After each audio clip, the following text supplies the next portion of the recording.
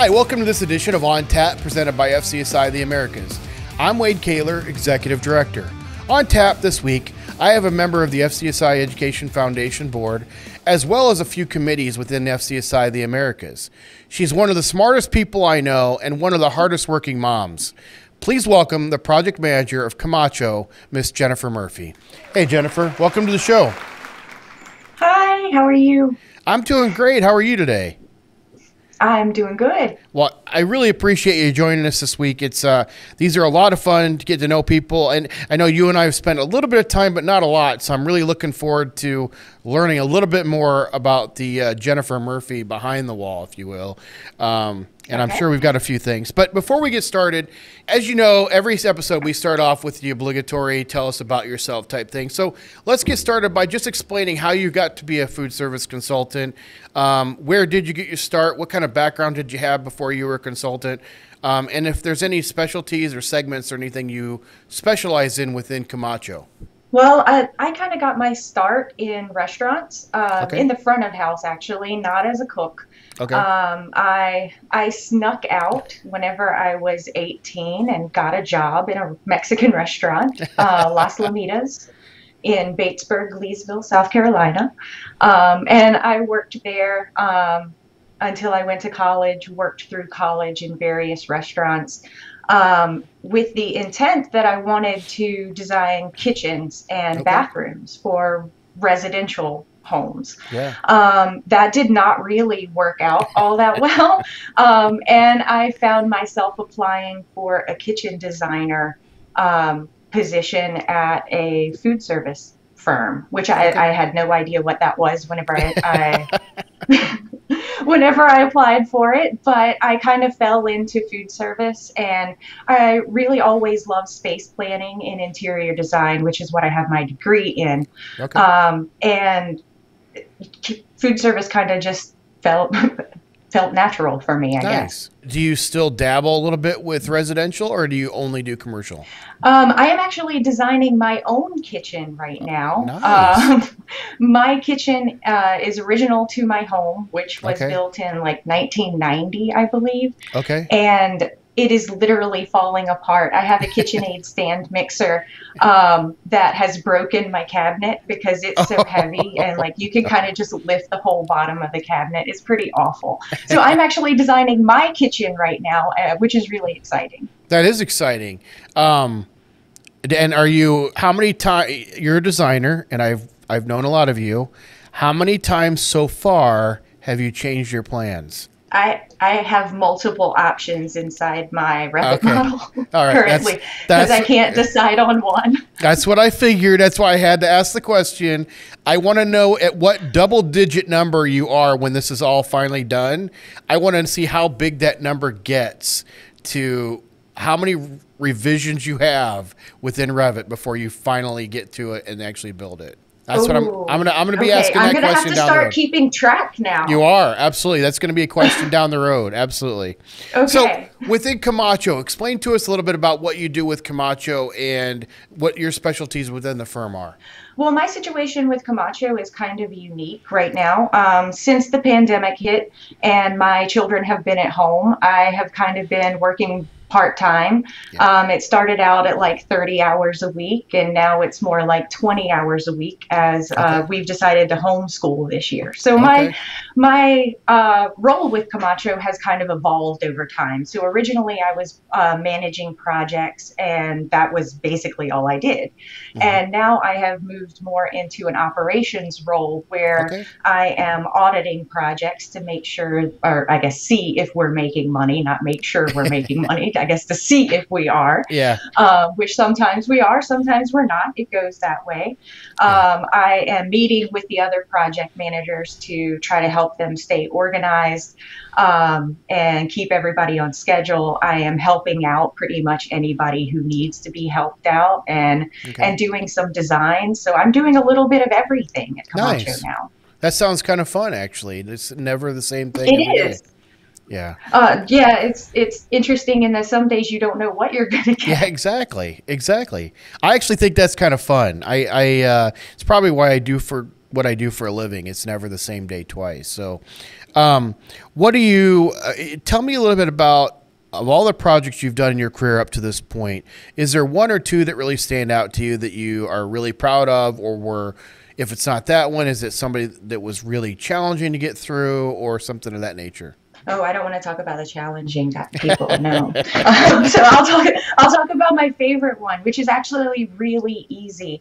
I did a project for the Charlotte Rescue Mission. Actually, I'm working on another one now. Okay. Charlotte Rescue Mission helps people who are troubled with drug abuse, or maybe they're in abusive situations. They're trying to get out of those. They have a men's house and a women's house. Nice. We recently redid a cafe actually for them, where they're inviting men and women that are going through their rehabilitation programs. They come and work in the cafe and gain skills that they can then take out into the real world once they're done with their rehabilitation program. So the cafe it's actually so nice, and it's great. They have great food. They have consistent food, despite having new workers every 8 weeks or so. Oh, wow. So that's definitely my favorite project. It's a great story. They're helping out the community, and actually many of the graduates of that program have gone on to work in several of the fine dining restaurants in the Charlotte area. So it's a really successful program, and definitely one I was happy to be involved with. Yeah, what a great project. What a great thing for the community as well. That's fantastic. That program that you've helped work on obviously has a big influence in the community. Is there anybody in your life that's been a big influence in your either professional or personal life? Oh, so many people. I get to give shout outs. So the first designer that I felt like really taught me what food service was and how to design kitchens is John Barja from food design. Yeah. I got my start with food design, and he was an excellent mentor. Even if maybe sometimes I didn't think so at the time. Reggie Daniel was a huge influence on me as well. Like, of course, he was an influence on everybody that he met. And James Camacho is my new mentor. He's been a huge influence since I've been at Camacho. And I don't want to leave out Kathy Fowler and Jimmy Liddick, who I worked with actually both at Food Design and Vision Builders. And Jimmy actually worked at Camacho. So some people in Charlotte have bounced around a little bit. Yeah. And they are two of my best friends and two of my best resources in the food service world. How fun. It's a great community of food service consultants. I mean, it really is. I know that you talk a little bit about everybody goes from this firm to that firm, and yeah, there's a little bit of that, but really what's great about our industry that I found over the years is there's not a lot of animosity when people do it. Like, some become so competitive in some industries that you can't get along with somebody if they've all of a sudden left your firm to go to a competitor's firm, because you're all really competing against each other. But it doesn't seem to happen too much in food service consulting. I don't know if it's because it's a smaller world or whether it's just the respect for what everybody does, but there is something about that. I don't know what it is yet, though. In 11 years, I haven't figured it out. Sometimes I think there's just so much work to go around. It's like, yeah, you're competing, but there's so much to go around. It's hard to truly compete somebody out of business. Yeah, that's a good point. So you mentioned that you're homeschooling now, and so obviously by the background that we see now, art class is going very well. So, yes. So tell us a little bit about your background of the art we're seeing on the wall behind you. Well, my oldest daughter, Lila, who is 10 years old now, she's always been a bit of an artist, ever since she could pick up a pen and start doodling. So a lot of these are hers. My younger daughter, Emma, is actually a very, very good artist in her own right too. But she's not quite as interested. She's not the one drawing every night in her bed, till midnight. So some of this over here is a self-portrait. Okay. We've got a couple self-portraits behind me that we Okay. did during our first Nice. homeschool unit for Van Gogh. So they're Van Gogh style. Oh, I love Um, it. Yeah. I see that. there is Flurry from Animal Crossing right Yeah. above my head. There's a dragon back there and a circus baby, and a spider Gwen up in the corner too. So there's all Nice. kinds of stuff on my wall. I love My it. oldest has gotten really into anime, so Oh, she's been nice. drawing a lot more anime recently. Very cool. Very cool. Well, besides being a super mom and a food service consultant, what are some other hobbies that people may not know about you that you have? I'm a big baker. Okay. I've got a sourdough starter that turns Okay. 3 in January, named Bubbles. Okay. And she makes she makes some very very good sourdough. So I'm usually baking some kind of bread or dessert almost every weekend. Um, and I guess in my free time I play a bit of Animal Crossing Okay. on the Nintendo Switch. Yeah. That's my guilty pleasure.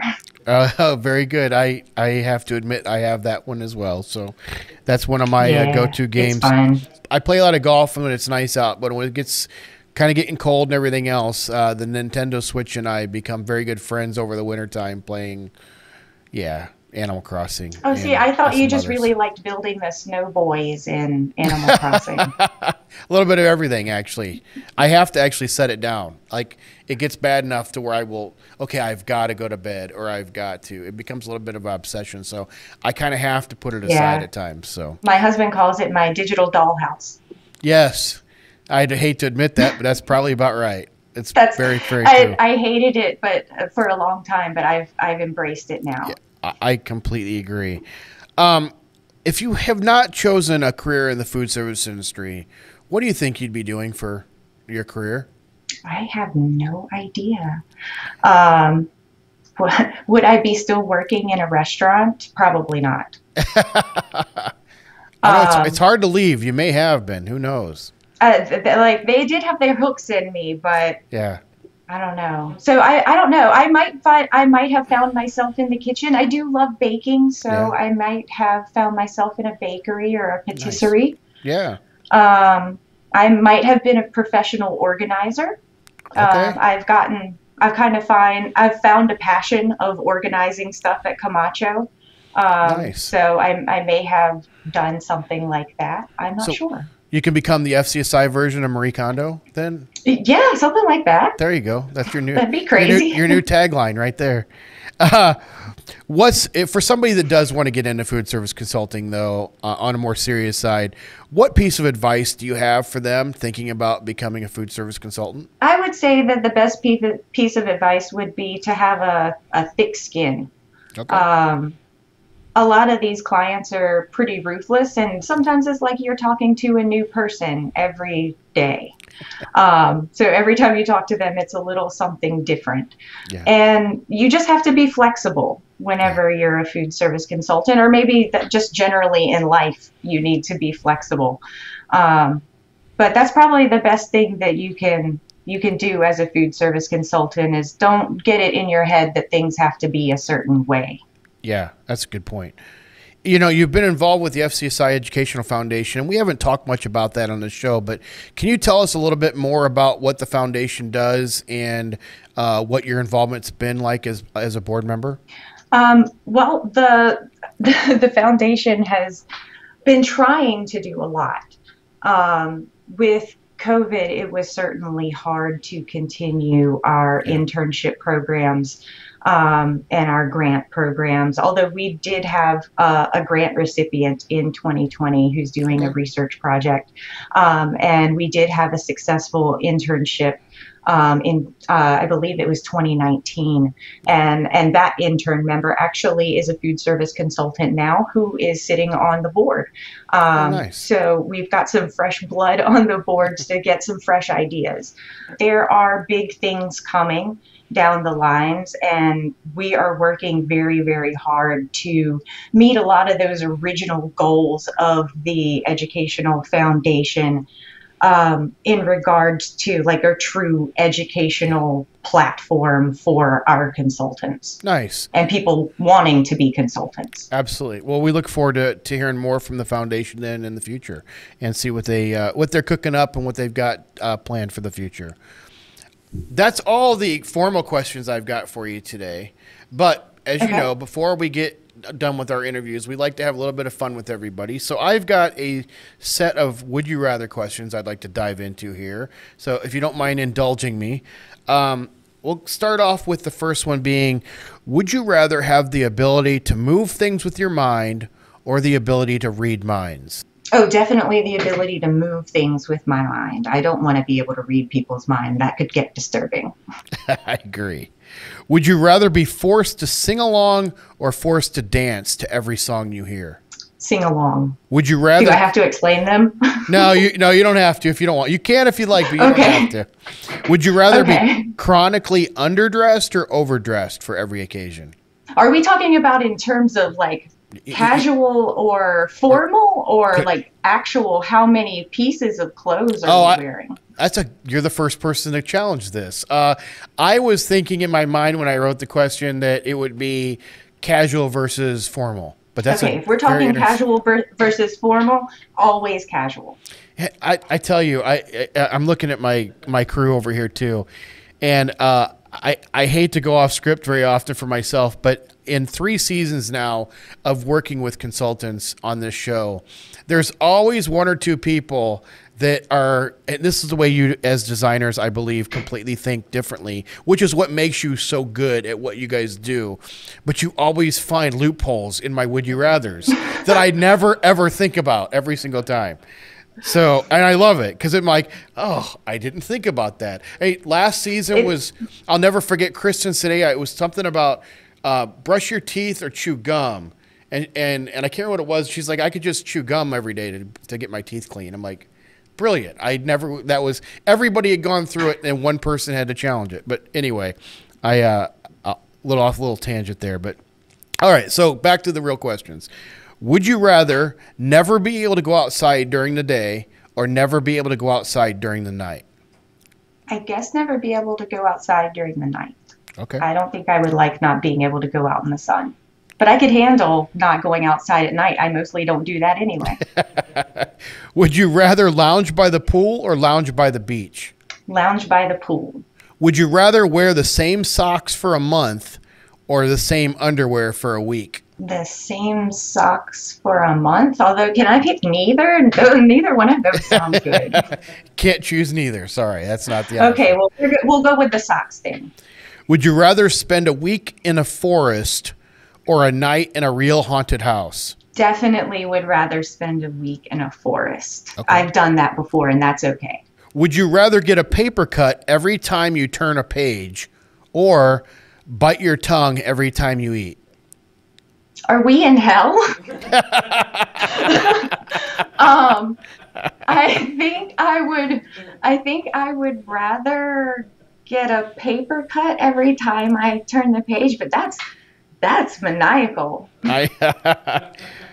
Would you rather sip aviation gin with Ryan Reynolds or shoot tequila with Dwayne "The Rock" Johnson? Oh, I just want to hang out with Ryan Reynolds. Very we can drink whatever. Okay. Would you rather have skin that changes color based on your emotions or tattoos that appear all over your body showing what you did yesterday? I think I would rather have tattoos that show up with what I did yesterday. Okay. My face probably already shows my emotions too clearly. We don't need to advertise it with color too. Very good. Would you rather be beautiful and stupid or unattractive and a genius? I think I would rather be unattractive and a genius. Would you rather only eat pizza for a year or not be able to eat any pizza for 5 years? I don't want either of those things. But I guess if I got to change the toppings on the pizza, I could handle pizza every day for a year. Would you rather give up cursing forever or give up desserts for 10 years? I think I would have to give up cursing. Oh, I like dessert too much. Okay. And I don't know if it's possible, but I try. Exactly. It's not even an option for me. The last one for you then. Would you rather go backstage with your favorite band or be an extra on your favorite TV show? I think I would want to go backstage with the band, definitely. That sounds way more fun. Okay, perfect. Well, that's all I've got for you as far as questions today. Jennifer, tell the audience how they can find out more about you and Camacho. Well, you can always visit Camacho's website at camachousa.com. You can find links to all of our email addresses there and reach out anytime. You can reach out to me at my email address, jenniferm@camachousa.com, or find me on LinkedIn. Very good. Well, that wraps up this edition of On Tap, presented by FCSI The Americas. A huge thank you to Jennifer for joining us today. We couldn't do this show without members like you. If you enjoyed today's episode, please make sure to subscribe to the show wherever you find your favorite podcast. And turn on those notifications so you don't miss that on any future episodes. But until then, cheers.